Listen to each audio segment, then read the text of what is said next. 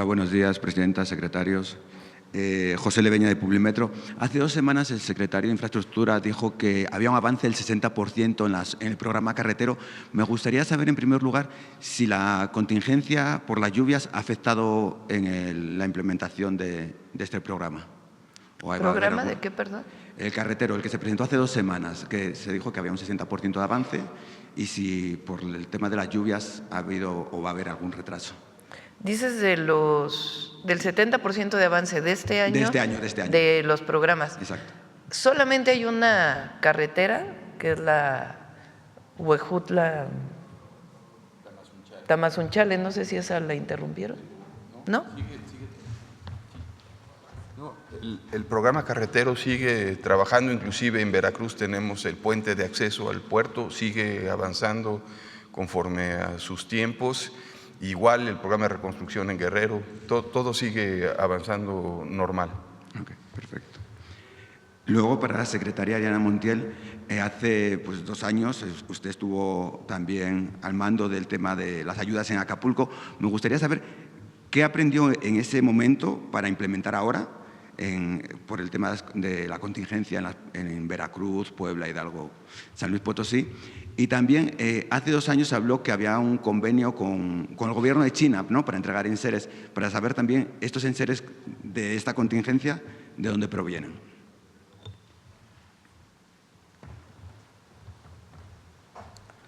Sí, efectivamente, hace 2 años llegamos a Acapulco el 25 de octubre, por la instrucción del presidente López Obrador. Estuvimos durante 1 año, justo cuando ya veníamos a la toma de protesta de la presidenta, acaeció el siguiente huracán, que fue el huracán John. Entonces estuvimos cerca de 13 meses en Acapulco. Creo que lo más importante es que el método que se decidió implementar desde la administración pasada de entregar directamente los apoyos a la población es muy, muy importante.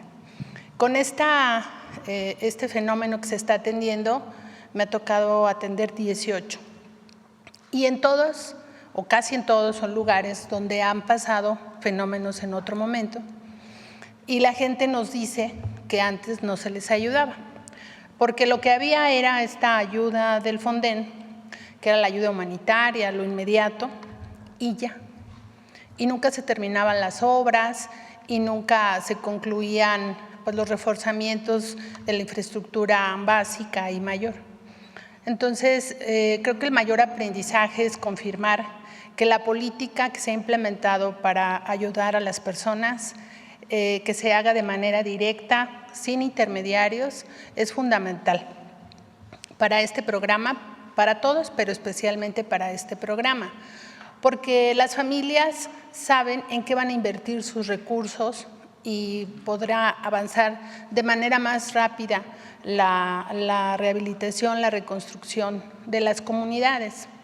También nosotros nos hemos preparado, todas nuestras brigadas ya tienen experiencia y hemos sistematizado. Detrás de todo el trabajo en campo hay un trabajo técnico detrás.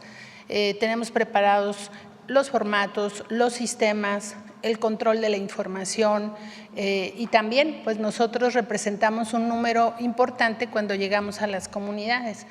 En Acapulco llegamos a ser 8,000 servidores y servidoras de la nación en el momento más grande de la crisis.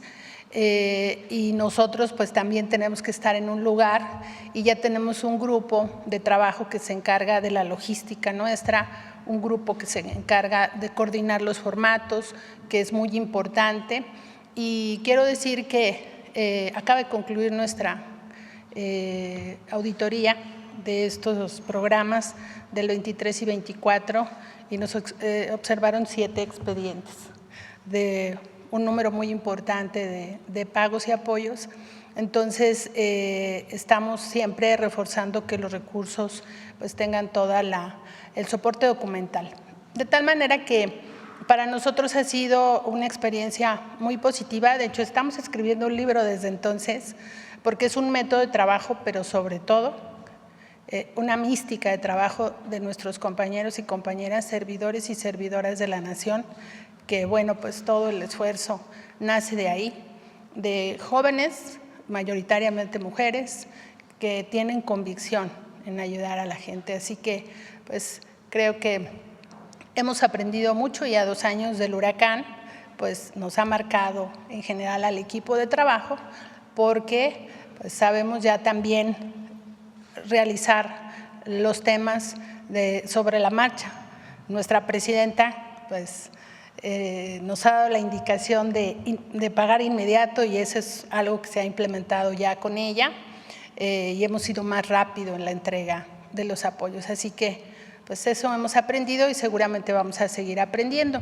Este fenómeno, que es 5 estados, pues nos implicó instalar 25 campamentos y algunos caminando con sus cosas durante varios días, así que también la organización logística de cada estado, de cada delegado, pues aquí importa mucho. Así que pues sirva el momento para agradecerle a todo el equipo de la Secretaría, a la Sedena, a la Marina y a la gente que nos ayuda a poder ayudarla.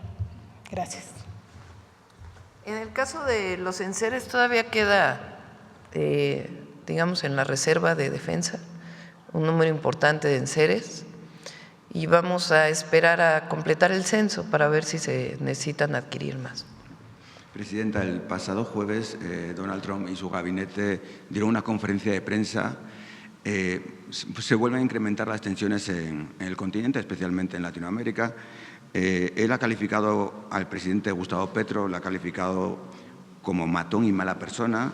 A Nicolás Maduro pues ha hablado de él, que es el líder del cártel de los soles. De Milei, bueno, dice que el país está muy mal, pero que él está tratando de hacer lo mejor que puede. De usted se refiere muy diferente, dice que es una mujer valiente, extraordinaria, que él tiene gran respeto por usted, pero dice que México está gobernado por los cárteles del narcotráfico. E incluso dijo que va a pasar a la ofensiva, que va a tratar a los miembros dijeron que van a tratar a los miembros de los cárteles como si fueran miembros de ISIS o Al-Qaeda. ¿El gobierno de México ha respondido a este tema, a esta posible ofensiva del gobierno de Estados Unidos? Lo hemos manifestado y lo seguiremos manifestando. Nuestra Constitución y nuestra convicción, en el caso de México, es siempre la defensa de nuestra soberanía. El diálogo con Estados Unidos nos ha permitido pues establecer un acuerdo de coordinación que tiene como eje central el respeto a nuestra soberanía y a nuestro territorio, y el respeto mutuo. El día de ayer sacó Estados Unidos, por cierto, una incautación de armas histórica en su territorio, cerca, bueno, dicen 500 en una publicación, en otra dicen 400. Hoy en el Gabinete de Seguridad se mostraron 500. Son 500 armas que fueron incautadas en Estados Unidos, que es parte de lo que hemos estado planteando en las mesas, que no solamente se hable de la droga que pasa de México a Estados Unidos, sino que también se pare el tráfico de armas de Estados Unidos a México. Entonces, esto es parte pues de la coordinación que hemos alcanzado. Eso por un lado. Por otro lado, nosotros no vamos a estar de acuerdo nunca con una intervención o un injerencismo en los países. Nuestra Constitución y nuestra convicción es muy clara: la autodeterminación de los pueblos. Y cualquier conflicto debe resolverse por la vía del diálogo y la paz. Esa va a ser siempre nuestra posición, siempre. También relacionado con Estados Unidos, la semana pasada entraron en vigor las sanciones del Departamento del Tesoro de Estados Unidos a Intercam, Ciebanco y Vector. Usted ya en julio había dicho que no hay pruebas de estas acusaciones de blanqueo de dinero en estas instituciones bancarias mexicanas, pero ya entraron en vigor la semana pasada. ¿Han vuelto a tener conversaciones con el gobierno de Estados Unidos sobre este tema o quiere decir que ya hay pruebas y se permite que haya esas sanciones? Es que esa es una decisión unilateral del gobierno de Estados Unidos. O sea, el Departamento del Tesoro puede tomar medidas a través de OFAC o de otras instituciones de no permitir que haya transferencias electrónicas. Esa medida la tomaron hace meses. A petición nuestra se fue aplazando para poder pues atender cualquier impacto que pudiera tener sobre nuestro sistema financiero, pero la decisión que ellos toman es una decisión del Departamento del Tesoro de los Estados Unidos. En estos meses prácticamente se vendieron una buena parte o se transfirieron una buena parte de los activos de las 3 instituciones financieras a otros grupos, de tal manera que quedaron pues realmente protegidos, digamos, el sistema financiero nacional o cualquier impacto que hubiera tenido el sistema financiero nacional. Las medidas que tomó Secretaría de Hacienda y la Comisión Nacional Bancaria y de Valores fueron para proteger el sistema financiero, no tuvieron que ver pues con alguna decisión conjunta respecto a al presunto lavado de dinero de estas instituciones. El pasado viernes recibió el premio Princesa de Asturias Graciela Iturbide y el Museo de Antropología de la Ciudad de México, bueno, el Nacional. La Princesa de Asturias mostró su deseo de venir a México al bosque de Chapultepec. Dijo que quiere conocer la cultura mexicana. ¿El Gobierno de México la invitaría a venir a pesar de todo el tema que conocemos anteriormente de la carta que no tuvo respuesta? Con España se tienen relaciones, no se ha roto ninguna relación. Fue hace poco la Secretaria de Cultura, ha ido la Secretaria de Turismo, es decir, hay relaciones económicas, relaciones políticas, relaciones turísticas, hay relaciones. Lo que nosotros siempre hemos manifestado es que la manera en que actuaron frente a la carta que envió el presidente Andrés Manuel López Obrador, que era una carta muy diplomática, solicitando una forma de perdón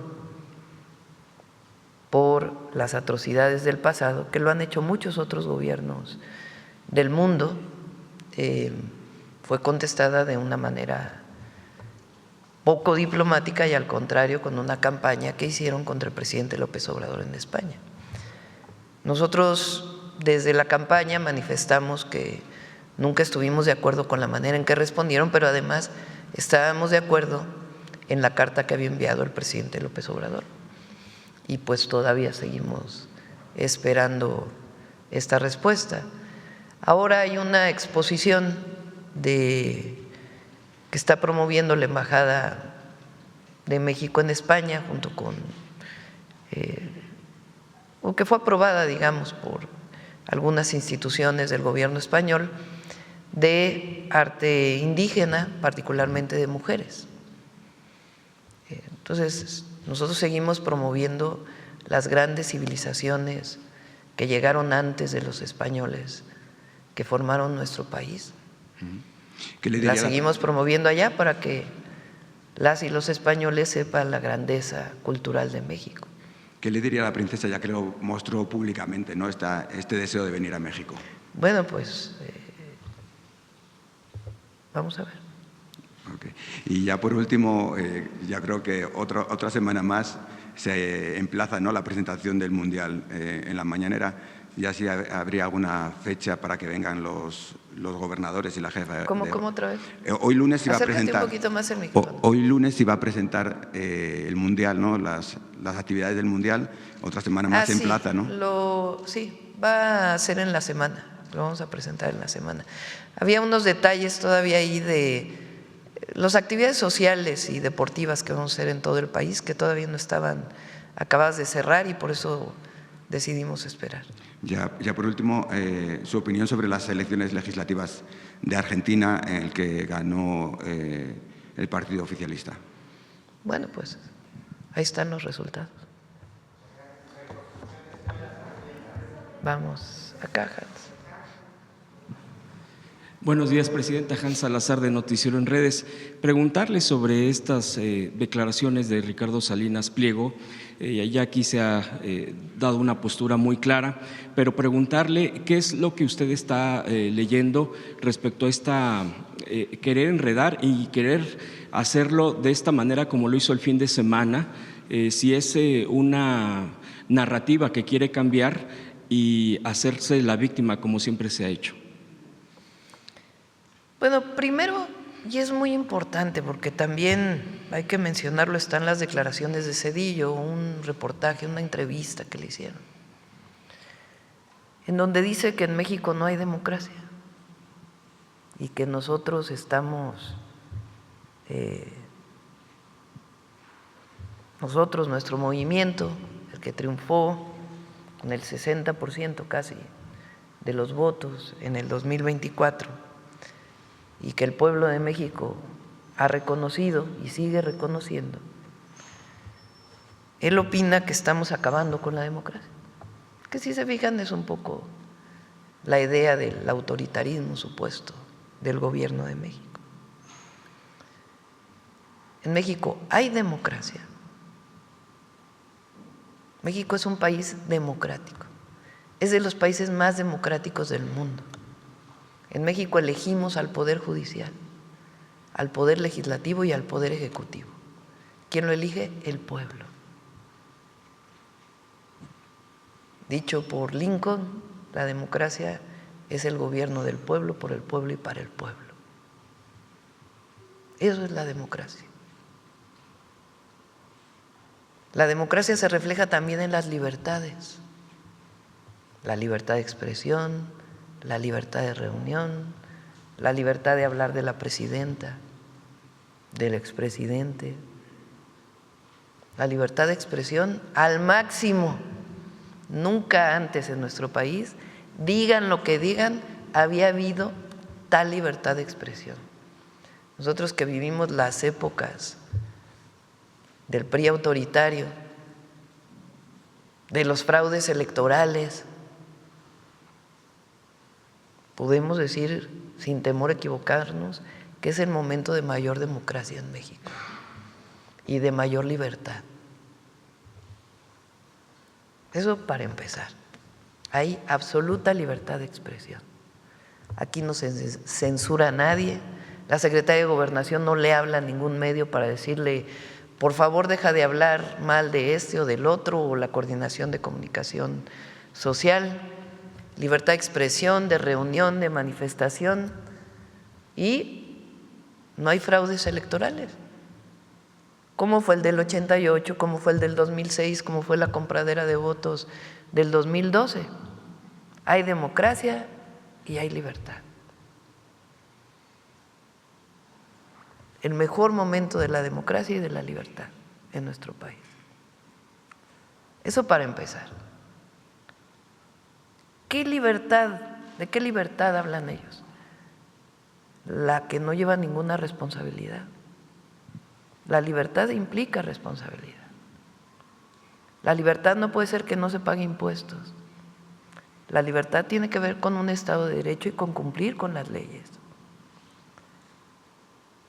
La libertad no es aquella en donde cada quien hace lo que quiere, sino estamos en un marco de responsabilidades comunes que están establecidas en nuestra Constitución y en las leyes. Entonces, aquí hay libertad y hay democracia. Ahora, sobre el tema de el pago de estos impuestos, es muy importante que todas y todos sepan que son créditos fiscales, así se llaman, del 2008. O sea, 2008, ¿quién gobernaba México? Calderón. Del 2009, del 2010, del 2011, ¿no? Del 2012, ¿quién gobernaba México? Calderón. Del 2013, ¿quién gobernaba México? Peña. O sea, son querellas de aquella época. Ni siquiera son créditos fiscales del periodo del presidente López Obrador. Son de antes. Imagínense, con la corrupción de antes, y de todas maneras, pues era tanto lo que se debía, o tan fraudulento lo que hizo el Grupo Salinas, que desde entonces se les están cobrando esto que ellos hacían, que era utilizar las pérdidas de una empresa, incluso comprando una empresa, juntándolo con las suyas para evitar pagar impuestos. Bueno, entonces son querellas que vienen de hace tiempo. Mientras más pasa el tiempo, pues más intereses tienen que pagar. ¿Qué se les puede descontar? En su momento se les dijo, pues lo que dice el Código Fiscal, nada más. Como bien dice Arturo, se hicieron mesas técnicas con el presidente López Obrador, pero ellos se negaban a reconocer lo que en el 2008, 2009, 2010, hasta el 2013 se había planteado que debían. Y a la fecha es lo mismo. Entonces, ¿qué es lo que tiene que ocurrir? Tienen que pagar. ¿Quieren pagar? Paguen. No se necesita una mesa de negociación, de acuerdos en lo oscurito, ninguna mesa técnica, ya hubo muchas en el pasado. Si quieren pagar, que paguen. No, porque él dice, queremos pagar, pues paguen. Nada les impide pagar, nada, absolutamente nada. Que mandaron una carta al SAT donde dicen lo que deben, pues empiecen a pagar. Pero no han querido pagar. Entonces faltan a la verdad y quieren hacer de esto un tema político. No es político, es jurídico y de impuestos. No tiene nada que ver con la política. Ellos son los que están politizando el tema. Si se fijan, nosotros lo único que hemos dicho es, toma chocolate, paga lo que debes. Lo único que hemos dicho es, paga hoy, como diría aquel, hoy, hoy, hoy. Nada les impide comenzar a pagar, nada. Entonces, quieren pues victimizarse, no. Se llama Estado de Derecho. Libertad con responsabilidad. ¿Qué responsabilidad? La que implica una nación, un Estado que tiene leyes y que tiene una Constitución y que nadie puede violar. Entonces, que paguen. ¿Qué digo yo? ¿Quieren pagar? Paguen. Ahí están las oficinas del SAT. Ahí están las transferencias electrónicas que pueden hacer para pagar. Eso es todo.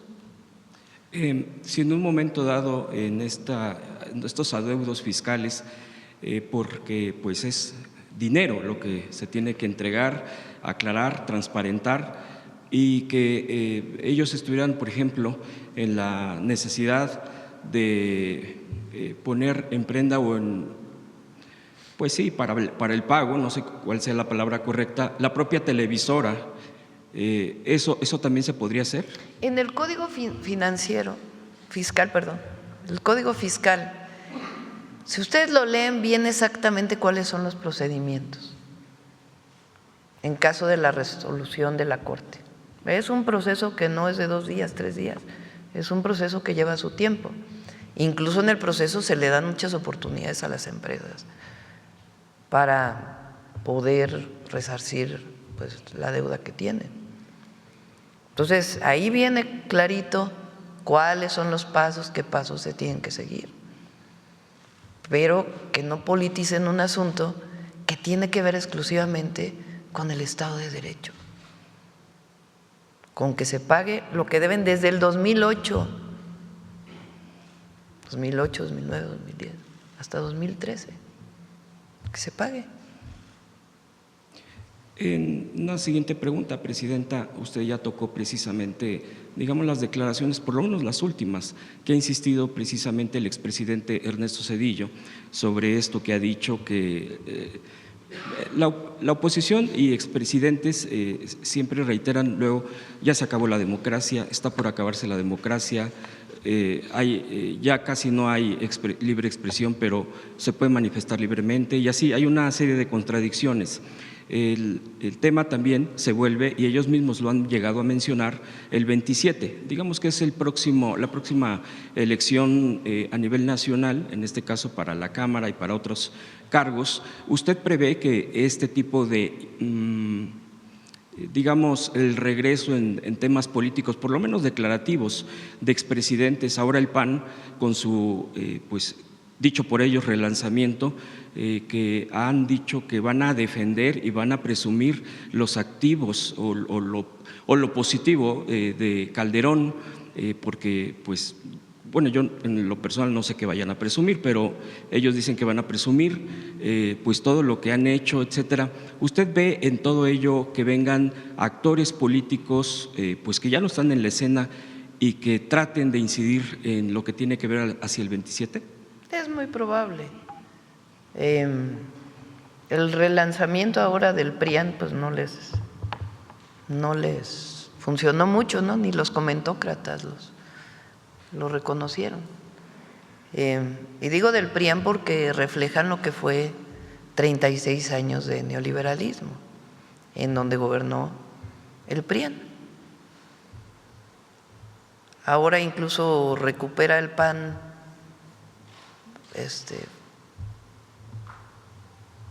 símbolos de la ultraderecha, que ya en otra ocasión podríamos platicar sobre eso. Pero miren,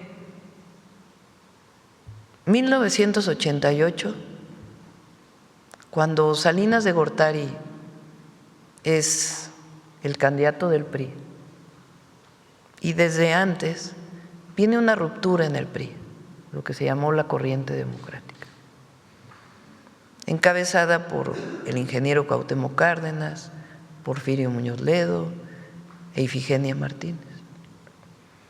A ellos se sumó un movimiento social muy grande, de mucha oposición por lo que estaba ocurriendo en nuestro país en aquella época donde gobernó Miguel de la Madrid, que es el primer presidente en instaurar el neoliberalismo en México. Esa elección de 1988 fue fraudulenta, tanto que tuvieron que acabar quemando las boletas para que no hubiera registro o rastro del fraude. Movilizaciones enormes en el país. Sir Salinas llega con un fraude electoral. En 1994 ocurren situaciones de mucha complejidad en la política y en la sociedad mexicana. El levantamiento zapatista, el terrible y lamentable magnicidio, asesinato de Colosio. Y después Zedillo como candidato. Y en cuanto llega Zedillo a la presidencia, todo aquello que había sido México, país del primer mundo, entramos a la Organización de Cooperación para el Desarrollo, somos de las economías más avanzadas del mundo, se acabó la inflación, México entró a un modelo que lo va a sacar adelante. ¡Uas! La crisis del 94. Devaluación, incremento en las tasas de interés, miles y miles, si no es que millones de familias afectadas por esta crisis. Y Zedillo decide apoyar a los bancos, a los de arriba, a las empresas, a los de arriba, con el FOBAPROA, una deuda privada que la hace pública y que todavía seguimos pagando y que probablemente pagaremos por el resto de la historia de México. por el resto del futuro. Y los deudores, bien, gracias. Pero además, ese rescate se hace con una enorme corrupción, sin transparencia. Dice Zedillo que hubo auditorías, aquí vino Pablo Gómez a explicar cómo esas auditorías en realidad no existieron, ni siquiera fueron reconocidas como tales.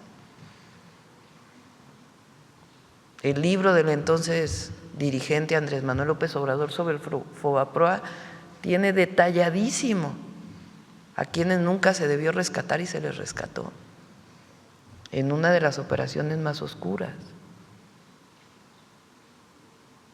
Bueno, después de eso, hacia el año 2000, cuando termina Zedillo, viene las elecciones y gana Fox del PAN, prometiendo un gran cambio en nuestro país.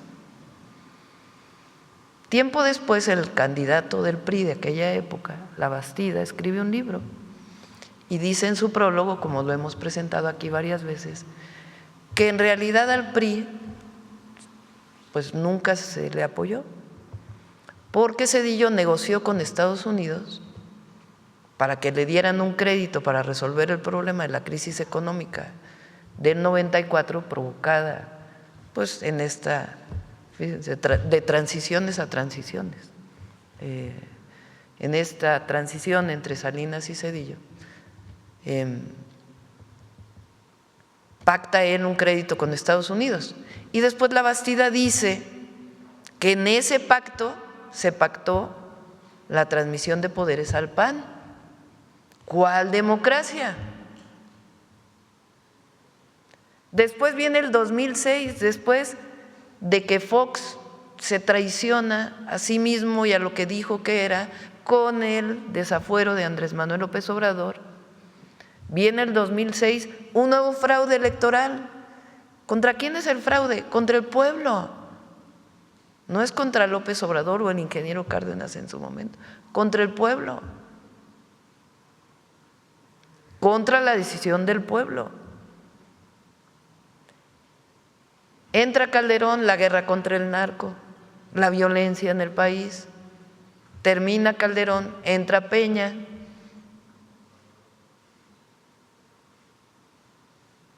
También ahí hubo sus acuerdos, con una compra del voto masiva y escándalo tremendo de la compra del voto del 2012. ¿Cuál democracia?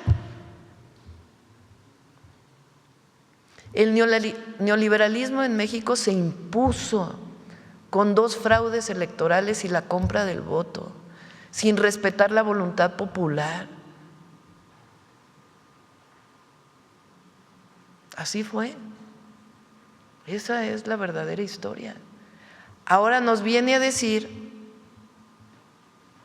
Zedillo, expresidente de México, responsable del Fobaproa, y quien se dice que entregó el poder por un acuerdo con Estados Unidos, hablar de democracia. Bueno,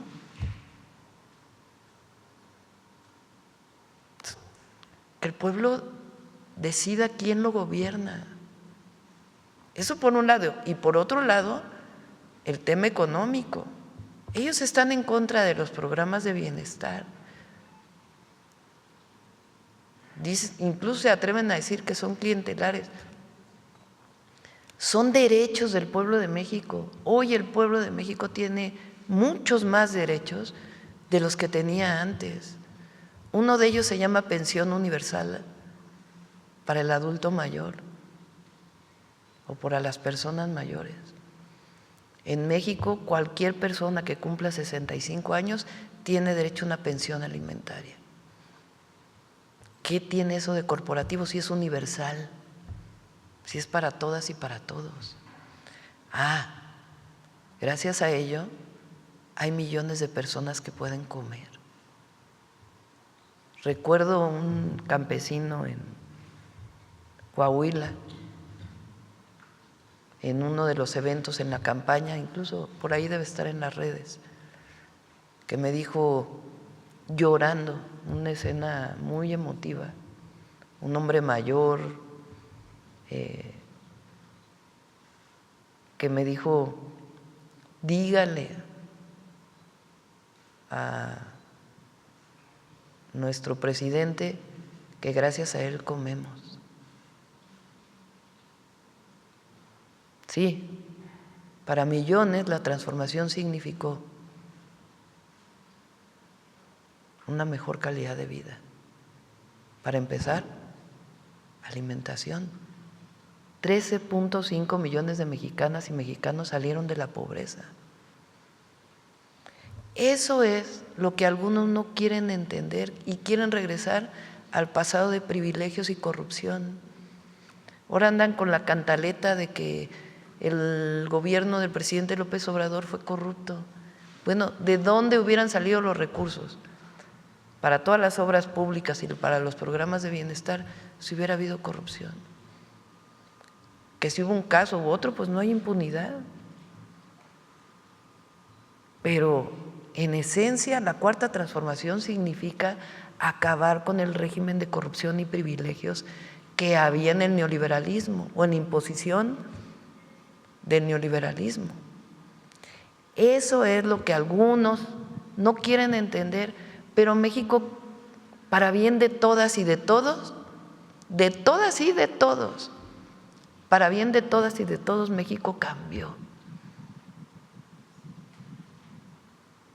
Y eso está en el corazón de la gente. Y eso muy difícilmente se va a transformar. Entonces, ni antidemocracia, ni autoritarismo por el que luchamos siempre, contra lo que luchamos nosotros, ni antidemocracia, ni autoritarismo, al revés.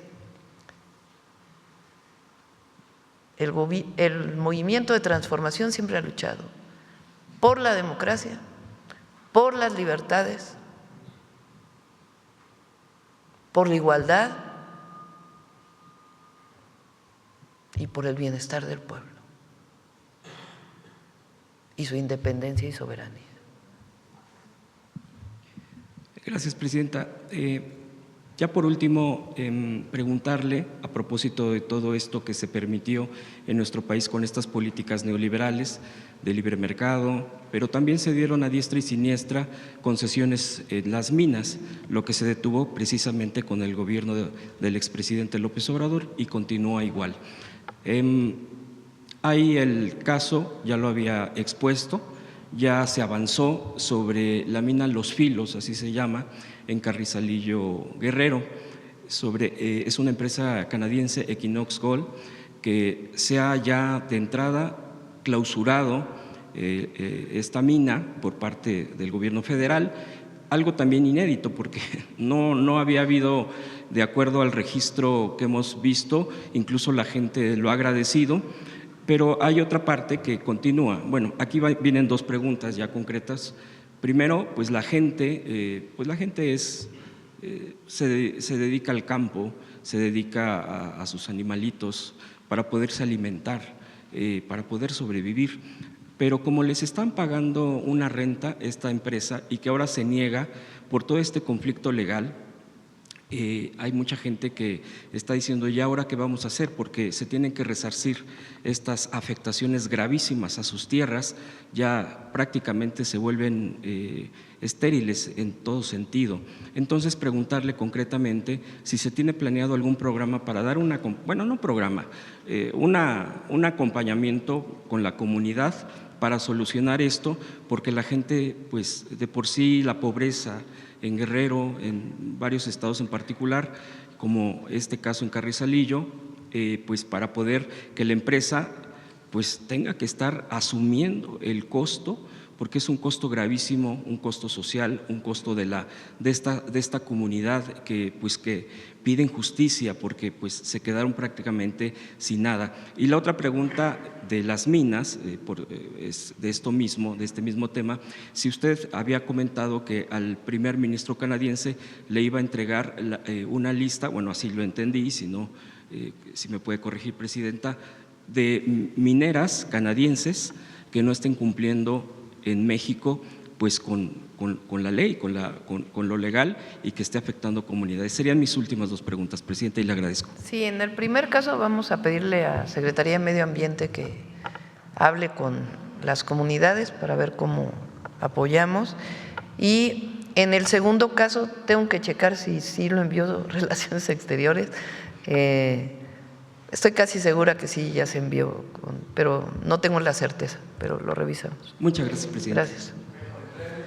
Vamos por acá, a ver, la compañera. Muy bien, muy buenos días, Presidenta. Melina Ochoa, reportera de Uno TV. Primero preguntarle su opinión. Ayer el Papa León XIV se solidarizó por las afectaciones de las lluvias, las 80 personas que lamentablemente fallecieron, las no localizadas. ¿Qué opinión le merece este mensaje del Papa? Pues agradecimiento por su mensaje. En otro tema, Presidenta, el día de hoy ¿tienen ustedes alguna reunión con piperos y purificadoras, quienes están ahorita manifestándose a raíz de este bloqueo de los pozos de agua por la Fiscalía General de Justicia del Estado de México por un supuesto huachicol de este líquido? Se están manifestando y ellos anunciaban que iban a venir a Palacio Nacional por la tarde para platicar posiblemente con usted, pero se están manifestando, tanto en la Ciudad de México como en el Estado de México. ¿Usted tiene alguna información? Fue un operativo del Estado de México, particularmente de la Fiscalía. El sábado que estuve el fin de semana en el Estado de México y la ciudad, y ahí en Iztapaluca, si mal no me acuerdo, nos detuvieron para decirnos que ellos sí tenían permiso. Entonces estaba la gobernadora, planteó que los iba a recibir el día de hoy y le pedí a Conagua que estuviera pues cerca del gobierno del Estado de México para poder proporcionar cualquier información. ¿Pero ellos vendrán aquí a Palacio o eso todavía no es un hecho? No tengo información sobre ello, pero es del Estado de México. O sea, fue un operativo de la Fiscalía del Estado de México y está Conagua para poder apoyar en lo que se necesite. Presidenta, sobre los agricultores que también amenazan con bloqueos y cierres carreteros en todo el país, ellos exigen un pago justo por sus cosechas. ¿Qué opinión le merece? Se les va a hacer una propuesta. El día de hoy se ha estado trabajando con ellos por parte de Agricultura y Desarrollo Rural y hoy tienen una mesa de trabajo y se les va a hacer una propuesta. Respecto a Estados Unidos y estas negociaciones… ¿Qué tiene que ver? Porque es importante. El precio de los granos cayó muchísimo este año y se espera que el próximo año también disminuya. En el periodo de cuando inicia la guerra en Ucrania, el kilo o la tonelada de maíz estaba más de 7,000 pesos. Ahora está sobre 3,100 y pico, 3,200. Entonces, pues es una disminución enorme. ¿Qué es lo que pasa en México? Por el tratado se fija el precio del maíz de acuerdo a la Bolsa de Chicago. Y en la Bolsa de Chicago está contenido el maíz amarillo y el maíz blanco. Entonces, cuando cae tanto el precio del maíz, pues evidentemente le afecta a los productores nacionales. Entonces está buscando poderles dar un apoyo, pero también trabajar una propuesta de más largo plazo, que no solo esté pues el vaivén del mercado o del precio internacional del maíz, y que tiene que ver también con el maíz blanco. Bueno, se llama maíz blanco, el maíz criollo, el maíz nativo de México, que no tiene nada que ver con el maíz amarillo que se produce en los Estados Unidos. Entonces vamos a hacer una propuesta integral y además pues ver el apoyo que podemos dar en esta situación tan difícil que están viviendo. Presidenta, sobre lo que usted ya nos comentaba la semana pasada, ¿ya estaba el secretario de Economía, Marcelo Ebrard, a Estados Unidos sobre esta negociación de las barreras está en la no PEC arancelarias? ahora, en esta reunión. Allá se espera que tenga una reunión con su contraparte de Estados Unidos. es importante esto. Hablé con el presidente Trump el sábado y vamos a dar unas semanas más para poder cerrar el tema que ya va muy avanzado de los 54 barreras no arancelarias que están ahí pendientes. Entonces, acordamos hablarnos nuevamente en algunas semanas, porque prácticamente estamos ya cerrando este tema, porque finalmente el 1 de noviembre se cierra aquel plazo que nos habíamos puesto ambos de 3 meses. Entonces, hablé el sábado, una conversación muy breve, y acordamos que en unas semanas más nos volveríamos a hablar. Solamente hablamos esencialmente del tema de lo comercial, ¿no?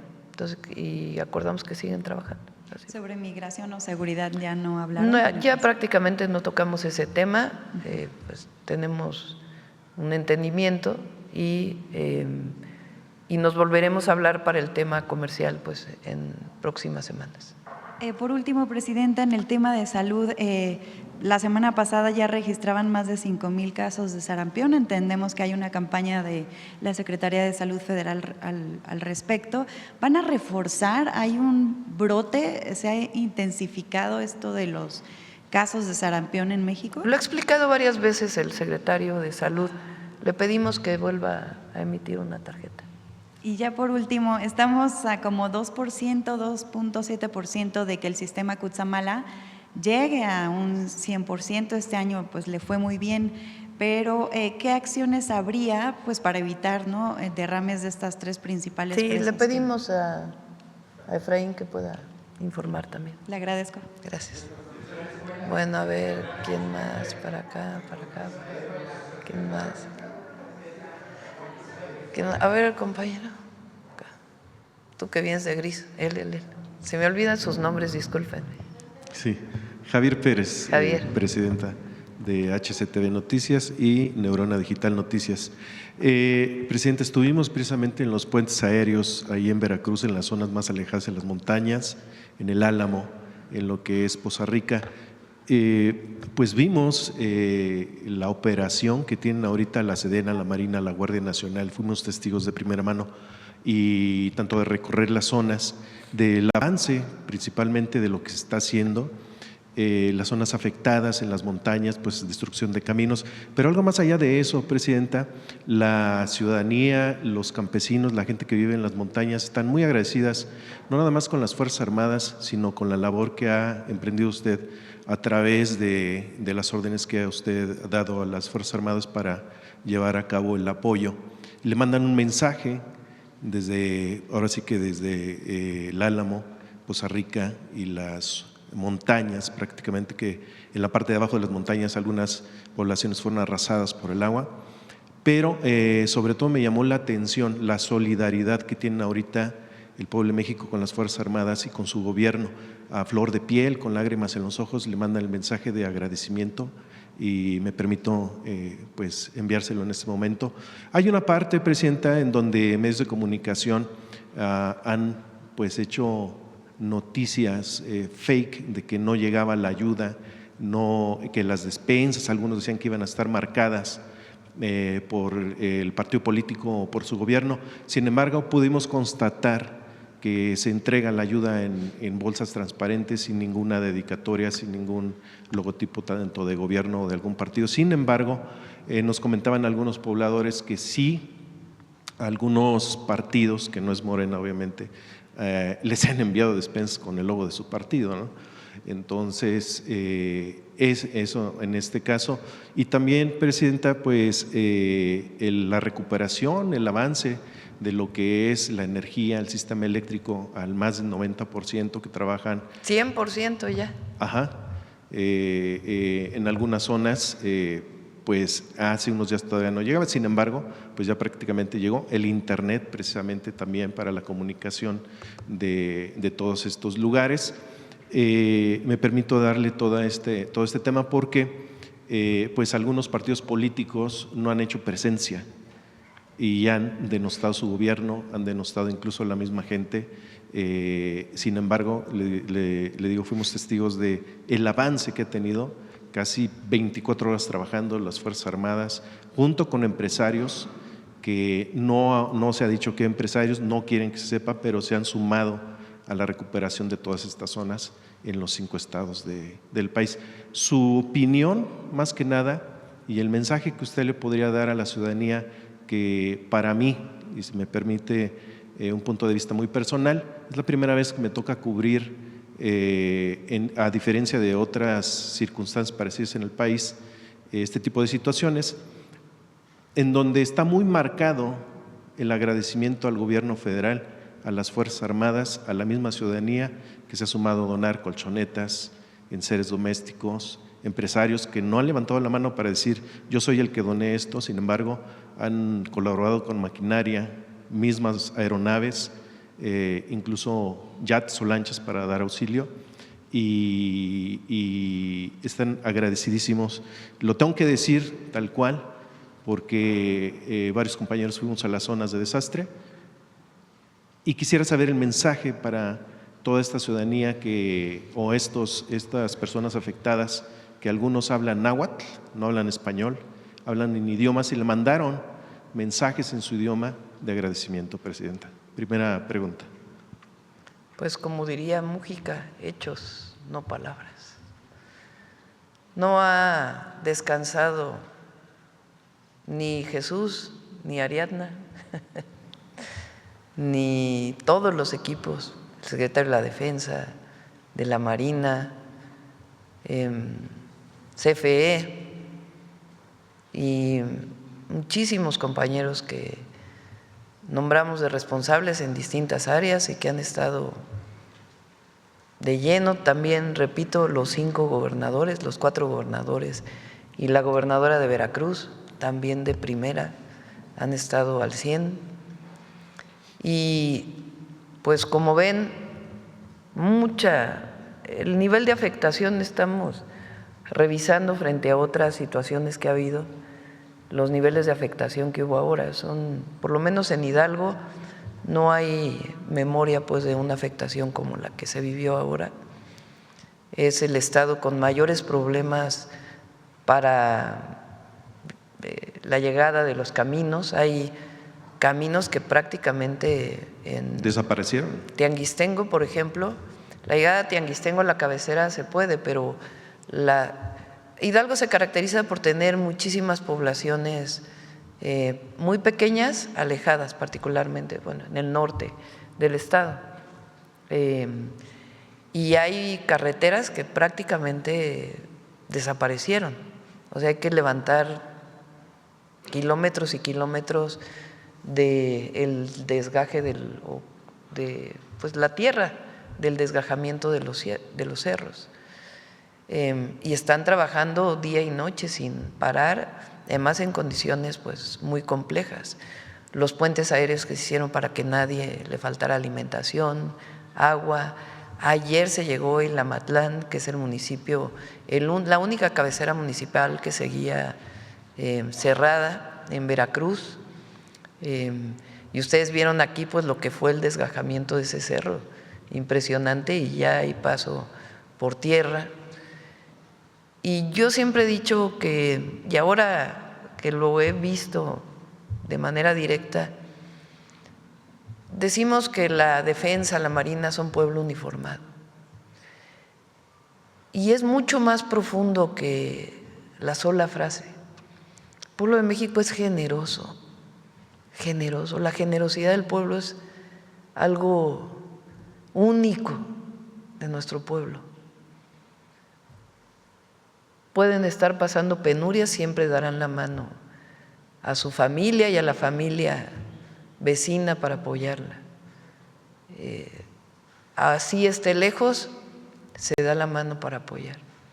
Y la mística con la que trabajan las Fuerzas Armadas en el plan N3, en el plan Marina y en todo lo que hacen tiene que ver con esa generosidad. Es algo que quita el aliento.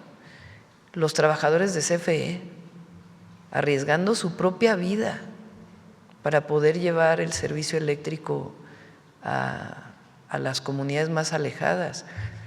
El riesgo que corren los trabajadores camineros que manejan las máquinas y están trabajando con mística. Es algo muy especial, eso es lo que luego quien se aleja del pueblo no entiende. Por eso nunca hay que alejarse del pueblo, porque es lo mejor de México. Ahí están los valores. Y esos valores son los que mueven a las Fuerzas Armadas, a los trabajadores de la construcción, a los camineros, a los servidores de la nación, a los trabajadores de CFE, y lo que queremos que siga siendo la esencia de la transformación, la convicción del amor al pueblo y a la patria, es eso.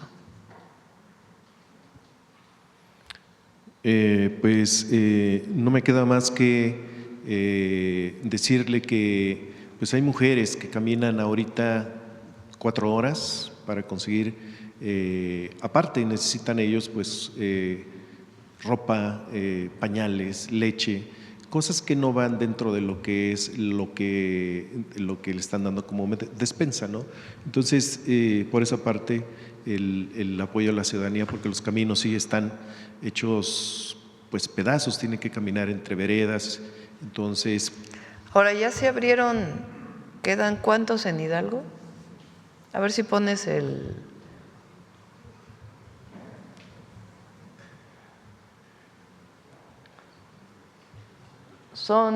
ya se abrieron, ya están comunicadas 127 de 184 y en Veracruz 40 de 51 y se sigue trabajando. Esperamos esta semana terminar Veracruz e Hidalgo. Se van a quedar algunas regiones todavía, particularmente esta que digo de Tianguistengo, que es la que más afectaciones sufrió de las localidades del municipio, y va a seguir habiendo puentes aéreos.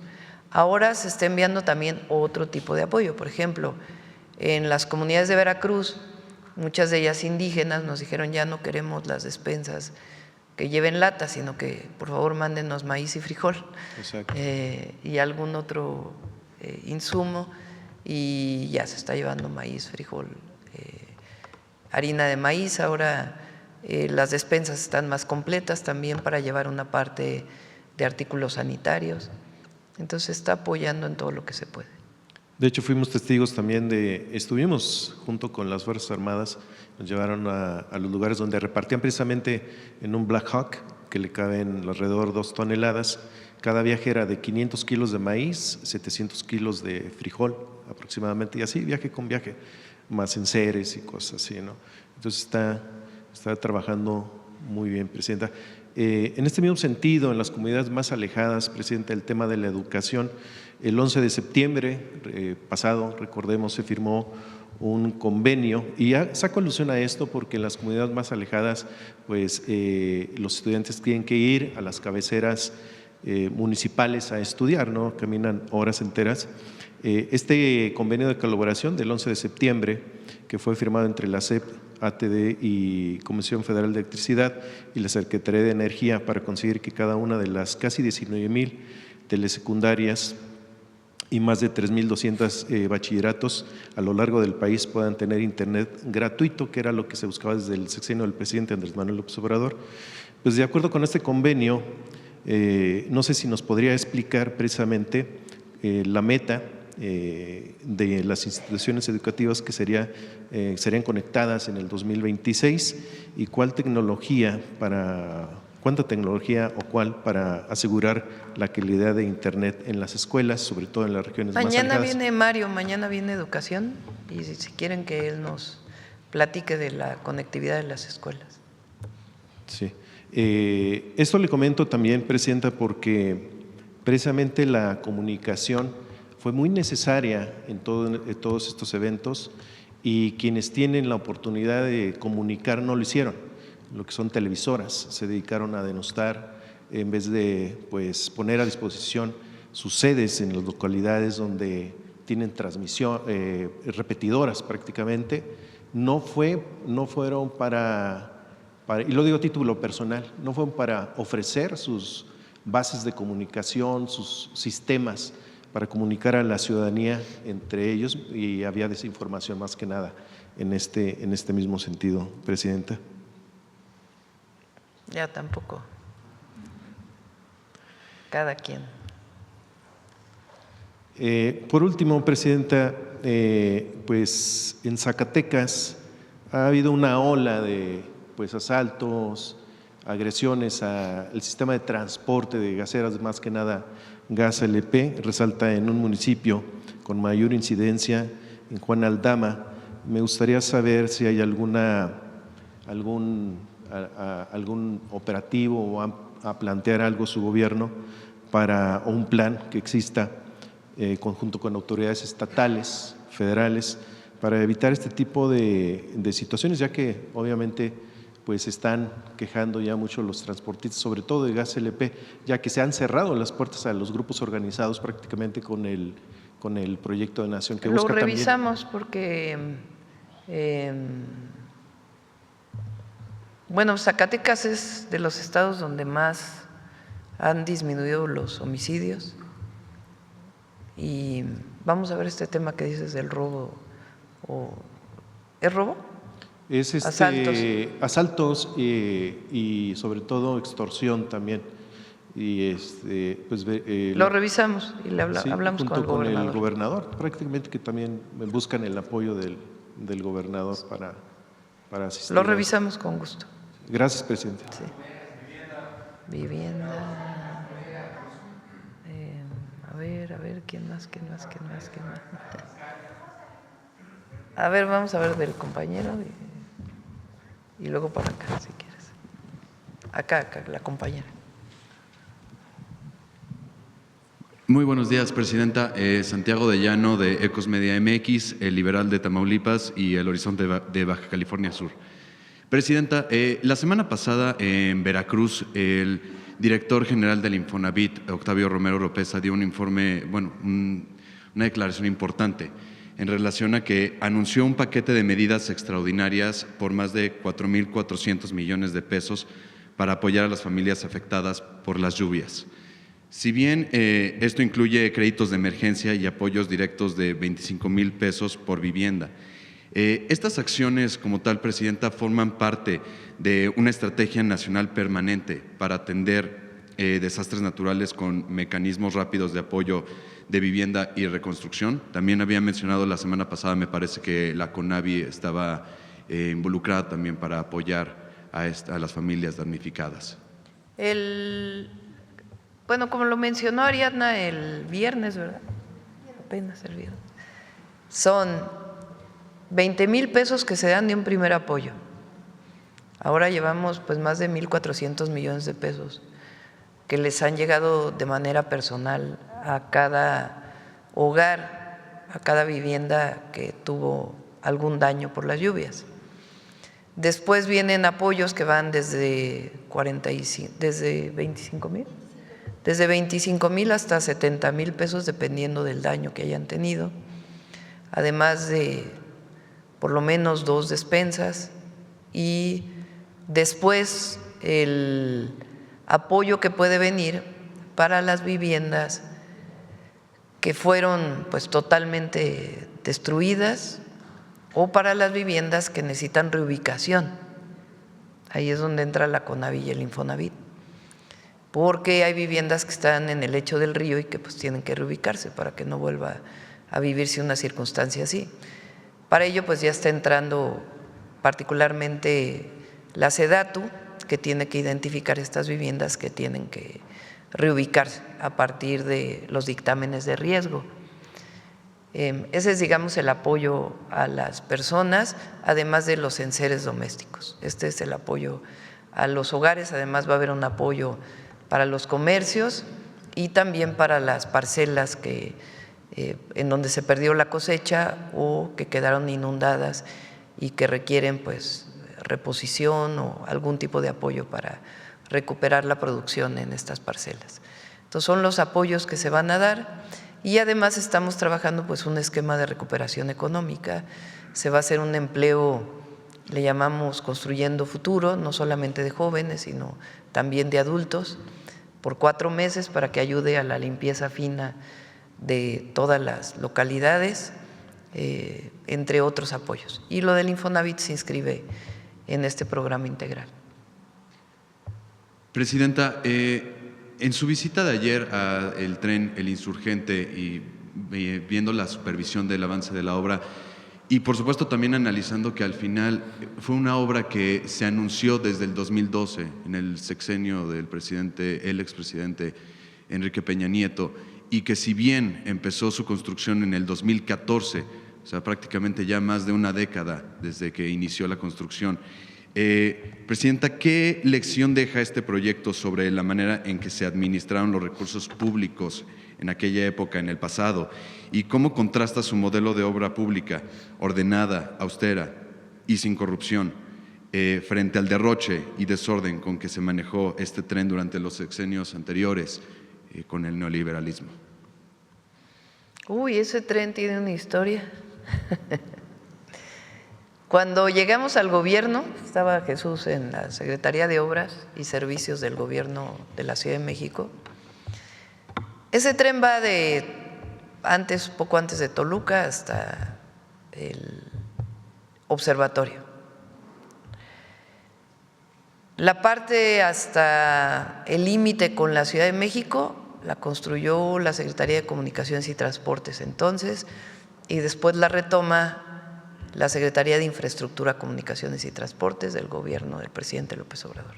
Y después la parte de la ciudad le tocó primero a Mancera y después a nosotros, y ahora pues nos está tocando el cierre. Tiene muchas irregularidades esa obra, o tuvo muchas irregularidades que ya se han solventado la gran mayoría. Todavía hay algunas cosas que están pendientes de revisión, pero ya prácticamente se solventó todo. Primero porque licitan la obra con un proyecto ejecutivo. Asignan la obra en el periodo de Peña Nieto a una empresa de obra civil que no tenía experiencia en construir puentes, prácticamente pues es elevado, o más bien es elevado todo el tren. Y en cuanto la asignan, cambian el proyecto ejecutivo. Quienes hacen obra pública saben que si no hay un proyecto ejecutivo y se licitó a partir de un proyecto ejecutivo, pues entonces aparecen muchos precios extraordinarios, porque como ya no se construye con el proyecto ejecutivo, sino con otro, pues hay un montón de conceptos que no estaban considerados en el original. Y a partir de ahí ya viene un problema administrativo pues muy grave, digo administrativo, porque cada pago que se le tiene que hacer a una empresa contratista de una obra pues tiene que tener una estimación bien documentada. Entonces la documentación para el pago pues se vuelve muy compleja cuando ya es otro proyecto ejecutivo. Ese fue el primer problema. Y segundo, como la empresa que se contrató no tenía experiencia, pues entonces empezó a generar un montón de retrasos y retrasos y retrasos. Particularmente la parte que le tocó al gobierno de la ciudad, cuando nosotros recibimos, pues se hizo una revisión muy profunda y después tuvimos reuniones y reuniones y reuniones con esa empresa que no cumplía y no cumplía y no cumplía y no cumplía. De acuerdo con una ley de obra pública, si rescindes un contrato, pues tiene que venir un proceso muy largo para poder asignar la obra a otras empresas si hay un pleito jurídico. Entonces, finalmente se logró con aquella empresa que ya se desistieran de seguir construyendo de manera voluntaria y poder asignar de nuevo a otras empresas ese tramo. Al final participaron 12 empresas en la construcción del tramo de la Ciudad de México. Y ahí pues le tocó primero a Jesús, o prácticamente a Jesús, todo el tramo, y ahora Clara, o no, ya nos trajimos a la SICT, ya la ciudad dejó de participar y se trajo al gobierno federal la finalización de esa obra. Todo eso pues generó diversos problemas que se tuvieron que ir solventando en el proceso. Es muy distinto a cuando se licitan las obras como se licitaron con el presidente López Obrador o con nosotros, que ya es una situación completamente distinta. Ahora, más allá de eso, que en todo caso algunas observaciones del pasado tendrán que seguirlas solventando quienes hicieron aquellas obras, pues lo importante es que es un tren espectacular, la verdad, cómo quedó. Se van a transportar más de 100,000 pasajeros diarios y conecta Toluca con la Ciudad de México en menos de una hora, en 40 minutos. Ahora el viaje de Toluca a la Ciudad de México por esa carretera, que además es cara esa carretera, es una carretera concesionada, pues es como de 2 horas por el tráfico de la entrada a Santa Fe y después hacia el centro de la ciudad. Ahí se va a llegar directo a la estación Observatorio y de la estación Observatorio se va a poder conectar uno a la línea 1 del metro, que es la línea que también se mejoró y que se inaugura ahora en noviembre en todo su recorrido. Entonces se va a poder venir de Toluca a Observatorio y de Observatorio tomar el metro pues a cualquier lugar de la ciudad, porque la línea 1 conecta pues prácticamente con todas las líneas de metro y con muchas líneas de Metrobús. Entonces una conectividad en transporte público y la verdad es que el tren quedó muy bien y la línea 1 del metro pues también. Y si bien oficialmente la inauguración será a finales de enero del próximo año. Ya está terminada pues prácticamente toda la obra, están en pruebas. Estos trenes requieren mucho tiempo de pruebas para poder pues garantizar que todo está bien, sobre todo por los sistemas automáticos y su certificación, que ya para que suba la gente pues tienen que estar certificados. Gracias, Presidenta. Usted ha destacado constantemente el papel y liderazgo de las mujeres en todos los ámbitos de la vida pública y en ese sentido, en la próxima elección de él o la titular del Tribunal Superior de Justicia de la Ciudad de México, desde hace 40 años con Clementina Gil de Lester al frente, ninguna otra mujer ha ocupado este alto cargo. ¿Cree usted que sería el momento para que sea ocupado de nuevo por una mujer? Ay, sí, no me meto, ya que decidan, que decidan ahí los magistrados, ¿no? Sí. Y ahora sí, por último, Presidenta, en Europa se ha discutido una ley que permitiría escanear todos los mensajes privados de los ciudadanos, eliminando el cifrado y abriendo la puerta al espionaje masivo. ¿Qué garantías dará su gobierno para que en México no se replique este modelo de vigilancia y que cualquier regulación digital respete la libertad, la privacidad y los derechos humanos? Bien, en el pasado le había preguntado de una red social, una plataforma mexicana soberana, y me ha comentado que se iba a dar un acompañamiento a través de Pepe Merino, con la Agencia de Transformación Digital. ¿Ha habido algún avance en relación a ello? Sí, hay algunos avances. Qué bueno que preguntas esto, porque también la derecha y algunos medios han dicho que las leyes que aprobó el Congreso, que enviamos y aprobó el Congreso, con algunas modificaciones, del IFT, de búsqueda, de telecomunicaciones,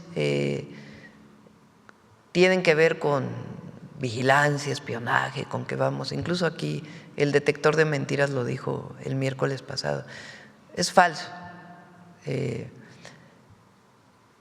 Todo lo que, cualquier acceso que requiera, por ejemplo, el Centro Nacional de Inteligencia a un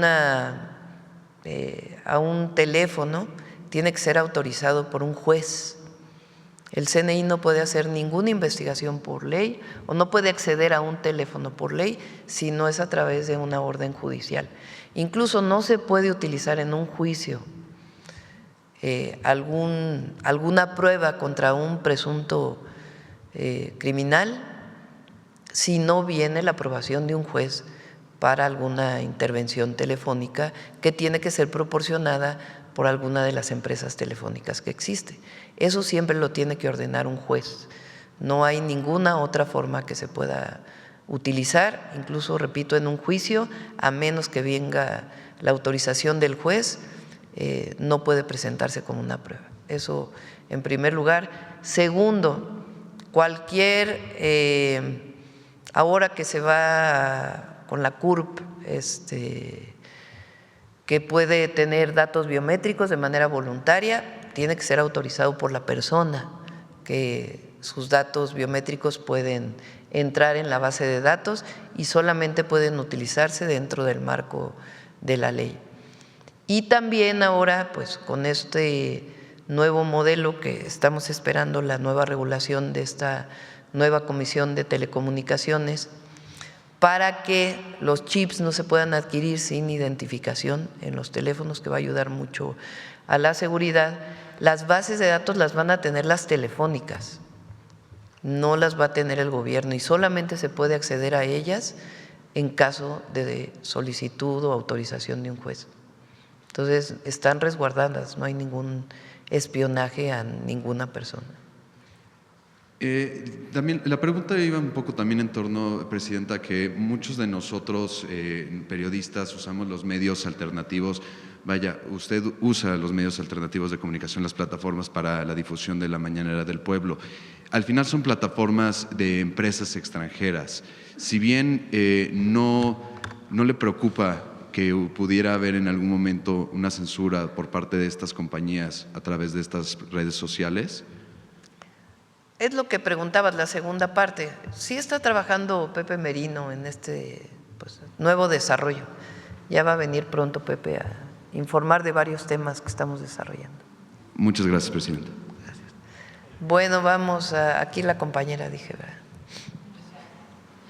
Presidenta, buen día. Daniela Caballero, de Poder México, plataforma especializada en comunicación política, empresarial y social. Presidenta, la Ciudad de México, Nuevo León y Jalisco se ubican entre las entidades con mejores índices de competitividad y crecimiento sostenido del país. De hecho, rumbo al Mundial 2026 y pues también la importancia que tiene para atraer inversión a México, Nuevo León ha destinado 150.000 millones de pesos en infraestructura deportiva, cultural, turística y también de movilidad. ¿Cuánto? 150.000 millones de pesos. No creo que sea tanto, pero bueno. Esa, bueno, en la cifra que tenemos acá. Jalisco también pues ha invertido en nuevos proyectos hoteleros y en modernización del aeropuerto y de transporte, mientras que la Ciudad de México pues también ha asignado al menos alrededor de 4.000 millones en obras de movilidad, además de la remodelación del Estadio Azteca. Considerando estos avances y también pues digamos otros niveles de desarrollo quizás menores que presentan regiones como Chiapas, Guerrero o Michoacán, ¿qué estrategias se podrían impulsar desde el gobierno para fomentar mayor inversión y también fortalecer el crecimiento económico y turístico, digamos, de manera equilibrada en todo el país, de modo que los beneficios pues se reflejen de manera conjunta en el desarrollo nacional y también más allá de este evento deportivo? Bueno, nosotros como gobierno federal tenemos obra pública en todos los estados del país, en todos, sea de agua, de drenaje o saneamiento, de carreteras, de trenes. Todas las entidades de la República tienen alguna obra con recursos federales y se complementa con los recursos estatales.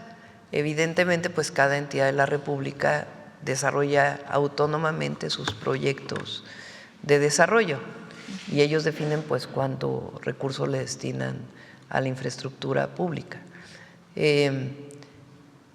Lo cierto es que tenemos comunicación con las 32 entidades de la República y a todas las estamos apoyando. Muchas gracias. Presidenta, las factureras. Bueno, a ver, ¿quién más? A ver, la compañera, y ya cerramos porque ya son 9:25. Gracias, Presidenta. Buenos días. Karina Vargas, de Reporte Índigo. Presidenta, saber cuál es la respuesta del Gobierno federal a la activación del artículo 34 del Comité contra las Desapariciones Forzadas para determinar si las desapariciones que ocurren en México son generalizadas o sistemáticas. Nosotros no coincidimos, se ha manifestado varias veces, ha habido varios documentos. Lamentablemente, las desapariciones que existen en México están vinculadas con la delincuencia organizada, en la gran mayoría de los casos. No es la violencia del Estado, como fue en los 60s, en los 70s, incluso en una parte de los 80s. No era la desaparición con motivos políticos que hubo en nuestro país, en donde algún activista o incluso las guerrillas que pudieron haber existido en México no fueron juzgadas de acuerdo a la ley, sino que hubo desapariciones forzadas por razones políticas. Eso es muy distinto a lo que ocurre hoy en México, donde no es el Estado mexicano. Claro que hay que atenderlo y por eso pues las modificaciones a las leyes que hicimos y todo lo que estamos trabajando para ese tema. Pero es distinto y eso es lo que nosotros queremos que quede claro en estos documentos de Naciones Unidas, que no queda claro.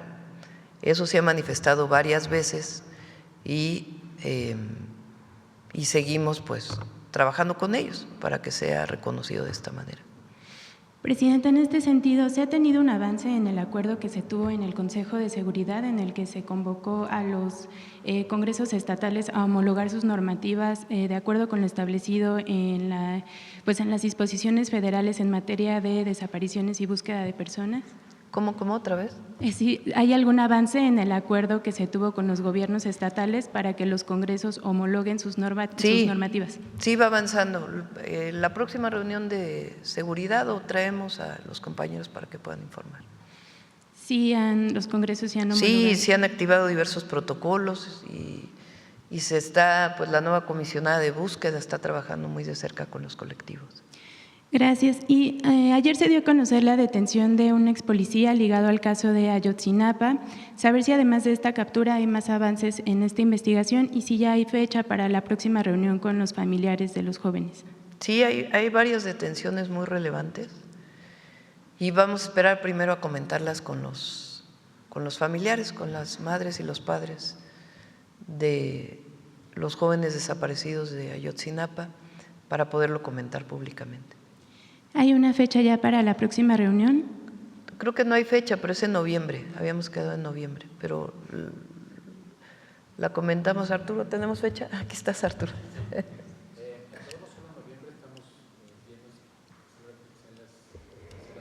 Sí, es en noviembre. Estamos acordando la fecha con ellos, sí, el día exacto.